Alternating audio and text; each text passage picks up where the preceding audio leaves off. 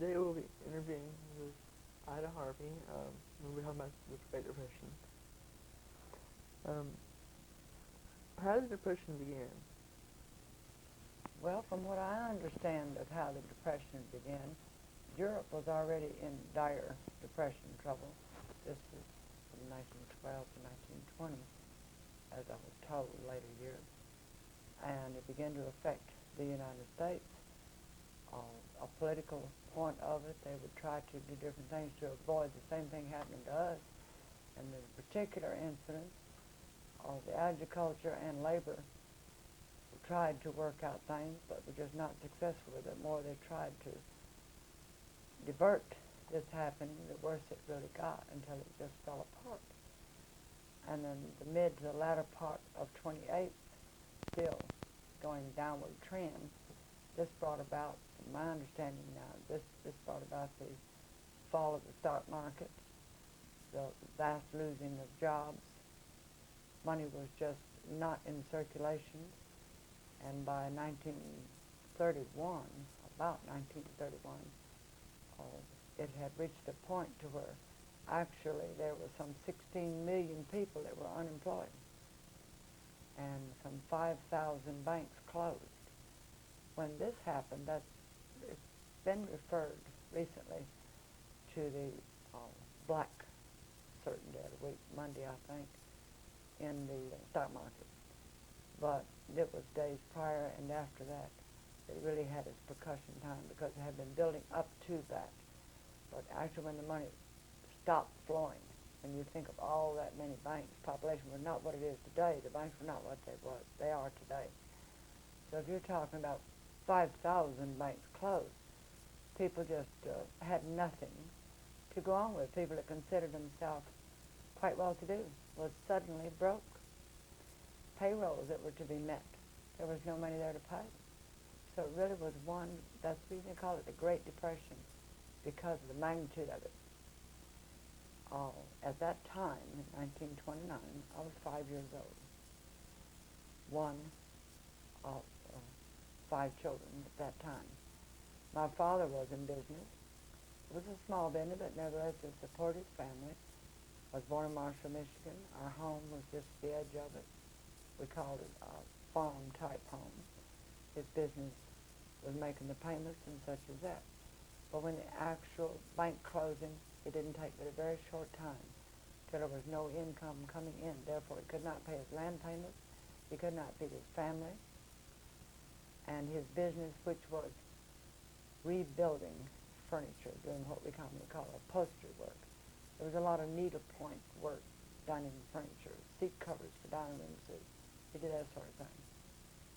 And he continued in that attempt, but very unsuccessful. Now that's how the hit of the Depression affected our family. Well, where did you live at during the Depression? Well, as I had just stated, born in Marshall, Michigan, his business collapsed. At that point, you have to decide to do something.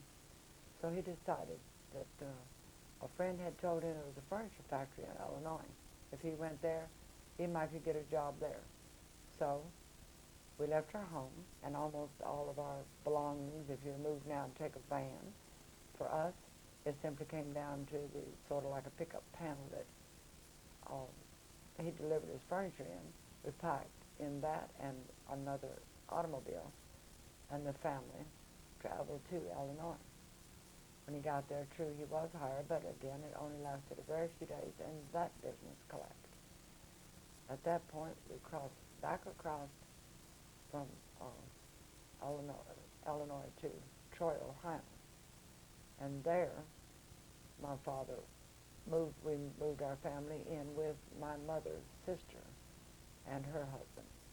He did much the same type of work with Dad, and they would go around much like a vegetable salesman does now, home to home, from town to town, collecting furniture. But eventually, that run out. Each time you reach this, you would just simply have to look and hope, try for someplace else. So it started a traveling pattern. This traveling pattern consists of just stopping in any town you might be traveling through. If someone had some furniture, they would pay you something for it to fix it. He fixed the furniture, collected what he could, used it as wisely as he could. We call it budget now, as sharply as he could to make it last until more money come in. And there'd be times that the money was so low, you wonder where your next day's food would come from. Fortunately, he always managed that we had something. And we continue to travel like that. Well, your father did upholstery work, but what did other members of your family do to earn money? Well, at the time he was doing this upholstery when we first started, the oldest were girls and the boys, and there just wasn't much that they could do then because we didn't have farm products to sell. There just wasn't any jobs for anyone, so therefore there was no jobs for children. And we continued this pattern until about 1932, which at that point we had heard it. My dad had heard of the oil boom in Texas, thinking that maybe he could do well there. And we had gone there to a small town called Longview. After talking to the man with the lumberyard, he told my dad that if he wanted to go to work for him, he could possibly put, now our home in the sense that when you say, you go to a store or something, say, well, I'm going home. Our home for these 2 or 3 years has simply been a big barracks-type Army canvas tent that we would put up when we'd stop in these little towns. Just like you'd put up a camping tent now. And the family survived in that tent and in the car. And in Longview, the man told him that if he wanted to work for him, he'd give him enough lumber to build a floor up off the ground and wall partly up what he needed and then put the tent on top of it. And that gave us a one-room place. And with lumber, he made beds and this and that, and his family lived in that circumstance. At that time, with everyone else doing the same thing, that wasn't that much of a shock. You just simply kept hoping for the better tomorrow and tried what you could do. And my 2 older sisters in Longview were old enough to where they were able to get a job with a newspaper company delivering paper. And they walked to deliver their papers, and of course they collected some money for that. Money was always used very wisely and for the next day, if at all possible, rather than that. And my father also came into a new trade. He found by cutting glass and making mirrors that he could sell them at some time. Being furniture skilled like he was, sometimes he could make a mirror, which would be to cut the glass to the size the mirror had been, painting it with a silver paint that they used to make mirrors, and he sold those. He went from that point on to installing windows in stores, whatever it might be, with a broke window. But then came the NRA, and with that was one of Roosevelt's programs that was supposed to help actually cause another repercussion of the Depression, because you could only buy in the wholesale bulk amount. You couldn't buy 1, 3, or whatever you need. You had to buy the group it was. Business did not have capital, therefore it could not maintain it. And again, we were pressed to go forward. Well, such high school problems, what did you have to eat? Well, again, it would be, with some people that we knew that had farms, they lived off of what they could grow off the ground. But it was very rare that we were in a place where we could even acquire like that. So again, being careful of our money, we had different types of foods, but it comes to mind at the moment. Like, for instance, many times my mother would cook cornmeal, in a sense like mush, much like you cook grits here. It would look about the same thickness. And then she made a chocolate pudding and would pour over it. That was considered to be nourishment, and we enjoyed it. Occasionally we could get some greens, like turnip greens and different kinds. My family living in the north, they would, when they came about turnips, they cooked the roots and throw the tops away. But in the south, we learned just the opposite. A lot of people eat the tops and don't eat the roots. And you just learn these things. So we would collect some things like that. And actually, you came down to just eating what you could afford to buy. Like I remember at one time, there was no money, or just a few cents. And when my dad went to the store to see what he could buy, man asked him where he lived or where he's from. He gave him a whole big box of fig Newtons. Well, for a couple of days until he acquired some other work to do, maybe longer than 2 or 3 days. That's all we eat was fig Newtons. And yet we didn't consider ourselves going hungry. There was always something we could eat. But it wasn't McDonald's hamburgers, nor it wasn't steak. It was just survival food, which was nice that I am. What did you do for your enjoyment, to have fun? Well, coming from a large family, and occasionally, as I said, we would be around other people, we would more or less prepare our own, or you might say just plan your own type of fun. We were fortunate enough to be around a place we could swim. Of course, it was fun. We'd go on hikes. At that time, they would make what we called stilts. If you have never seen stilts, it would be like a 2x4 that might be 5 or 6 feet long, or 2x2.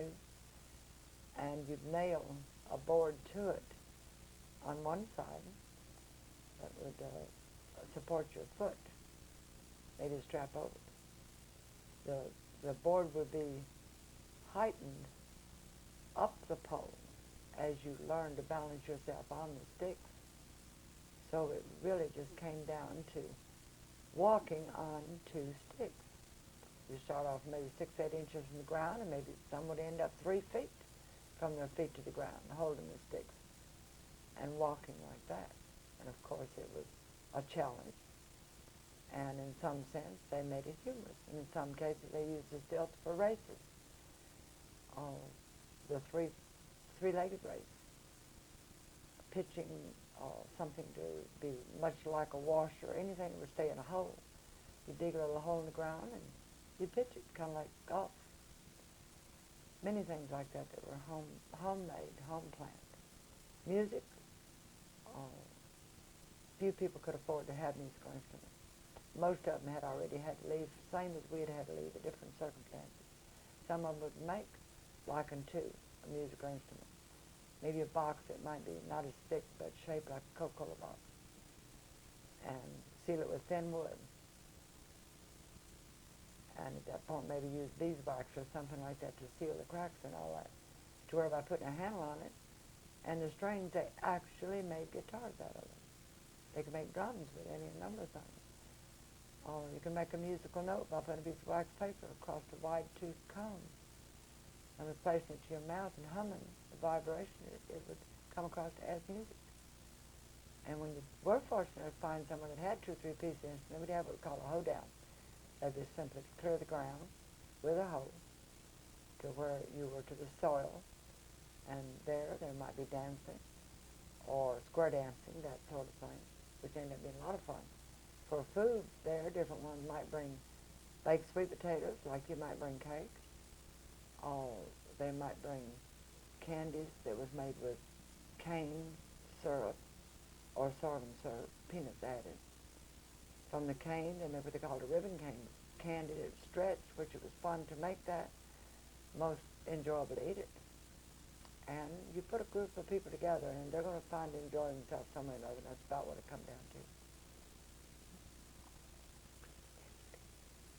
Well, what did you do for education? What were the schools like during the Depression? Well, when I think back on that, it always amazes me when I think of it, because I look at school today, and prior to the Depression, I'm sure it was something like it is now. But after the Depression, it just simply had to be handled differently. In place of having book after books and this and that, my memory serves me through most of my lower grades, middle grades, and up from place to place. And sometimes I was fortunate enough to be in an area for 2 or 3 months, maybe 4. That'd be the longest I ever stayed in school.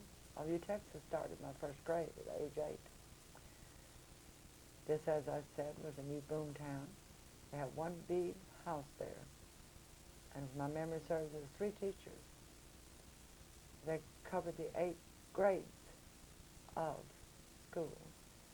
One teacher teaching like 1 through 3. The other teacher, second teacher, would teach 4 through 6. And then the third teacher that was there would teach 7 and 8. Now you can imagine being in a room where one teacher is directing their lesson for the day to 3 different classes. Books were very limited. Situation was such, we've been about 3 or 4 years into the Depression when this started. And therefore you had a pencil and you had a chalkboard. And she would put the lesson on the chalkboard. Maybe taking the book and writing from that. And we were to copy as she wrote it. And with that, that was supposed to give us our homework in a sense to learn to spell. So we read and spelled from the blackboard. If she put the lesson up there one day, you wrote it down. The next day, sporadically through the class, she would ask different ones to spell this or that, or what did you get out of this or out of that. And actually, they worked hard, but they did teach it. When we'd be at a new place that we had not attended school, the teachers did not know where to place us. They would give us a random test, like, well, let's to determine a factor of what level we needed to be taught. And we'd go on from there. And that continued in that sort of a thing, more or less with a tablet, much different than what you use in your notebook papers now. It was one long tablet. And you learned your reading, writing, and arithmetic. And that was about the size of it. But at the end product of it, for us, the Depression began to recess, I would have been near approaching high school. But at that time, when I'd be evaluated and tested, and the rest of my family, generally speaking, we would rise above the grade that we would have been according to our age, simply because our parents were interested in our education. They had both been educated. They spent time with us and just helped us to get through it, which I'm thankful for that. But when you go to school today, it's very strenuous. But imagine that, too. That is very strenuous. But you're thankful at the same time that you got that. I finished my school in Indiana. I evidently got enough education. I've held such positions. I worked on stout fields as a post-exchange manager during World War II. I worked also during World War II. I worked at Packard Manufacturing Company, where they made gun parts for the carbine gun. I think a job that I think on is the strangest job I had, being a woman. The men were overseas fighting the war. It was the war of where Japan bombed us in 1941. Before that war occurred, before there was any real relaxing of the Depression so far as the nation was concerned. And it was a terrible thing to happen, but nevertheless it did. Our men being taken up to service, the women went to work and supported themselves. There was no income for the wife, with children or without children, while they were gone. Does that answer your question about your education? Well, I think so. What did you think of President Roosevelt? His idea. Well, I think had it not been for President Roosevelt and the men in the Congress and Senate that we had to go along with what, first he came out with what was called a New Deal. That spanned over several years. That was not truly successful. If you read, like a Reader's Digest Almanac, and you look for the Great Depression, this will explain all that sort of thing there that about the New Deal. That was what he campaigned on. Along with his campaigning, in 1932, we were definitely in the Depression at that time.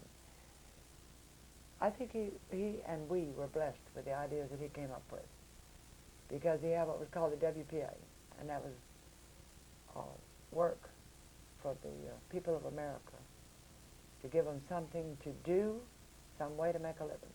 It was very, very limited. In fact, as I understand it, remember, they got no more than $1 a day for a full day's work. And then for the young people, they had what was called the CCC camp. Now these were for people that were not able to be going to school, such as college, no jobs available for them. To give them something to look forward to, they would go to certain places like a college campus place, and the girls would learn to sew, all different projects, gardening and all such as that, in which they received that same amount of money. The boys learned woodcraft, repairs of different kinds, mechanical work, and they were given the $1 a day. That served two purposes. You could do more with $1 then, I think, than you can do with 50 now, so far as the measure of support. And other than that, he brought about Social Security, which every person now is connected with Social Security. It was designed for two purposes: to take care of the elderly people when they had worked through their life and would still need income, but it wouldn't be there because of their age. Social Security also was designed for children, for a dependent that was left without the worker in the family, that they could draw from that deceased worker money to support their families. SSI is one of them. Another thing that Roosevelt done that you don't often hear was that he himself was a victim of polio. And in these trying times, he opened up a hospital in Georgia that had springs that they could take some of the seriously ill people, the ones that was heavily affected there. And that brought about work in that area. It brought people that were able to pay. The situation was such to where when one could pay, it could help another at the same time. So when I think of polio, I think Roosevelt did as much as that as anyone up until the polio vaccination. So it comes down to his workability, to be able to inspire the country, to have him to go forward. During the wars, he was very often with his fireside chats, would remind you, this is our country. We stand for it. We do everything we can for it. That should still be today. If your blood doesn't cool when you hear the national anthem, if you don't want to stand to your feet and cover your heart when you see the flag being honored, such as on a ball field or any place where the flag is being honored, if you don't have the urge to stand and cover your heart, there's something wrong. You should look at it yourself, because this is America, the best country in the world for us, because this is our home. And I think a lot of that came from some of Roosevelt's patterns as far as my thoughts are concerned. Did that answer that? I think so. What actually ended the Depression? Well, again, I believe I have to say World War II, as bad as to think back on that. Because, again, there was no jobs available. But people being drafted and going into the Army, then the jobs that they held, in other words, we needed ammunition, we needed vehicles. We had to have what it takes to be sure that Japan nor Germany came to this country with their invasion. And we joined the Allies, and we fixed them. And when we say the win, there was some women in military service, but mostly men. But the women here in the United States took the men's places, whether they were a riveter, or whether they worked in the gun sight factory, where they worked in all sorts. For instance, I worked in a railroad roundhouse when after my husband had gone overseas. I went to my sister when she lived in Reno, Nevada, married and expecting a child, and I stayed with her. I got a job at the railroad roundhouse. Now, actually, this was a mechanical type job to deliver to it. And I took parts to the engine mechanics. And many folders, many women did those type of jobs that they had never done before. Lumbermen, became lumber women, everything like that. So therefore there was a source of income coming in, and there was a starting point in your life to where you could start building. But it actually, the Depression did not end right away. It took the end of the war and the men coming back to start full recovery of depression. I believe so. Well, I've enjoyed discussing this with you. And thank you for doing it with me. And so, that's it. Thank you for asking.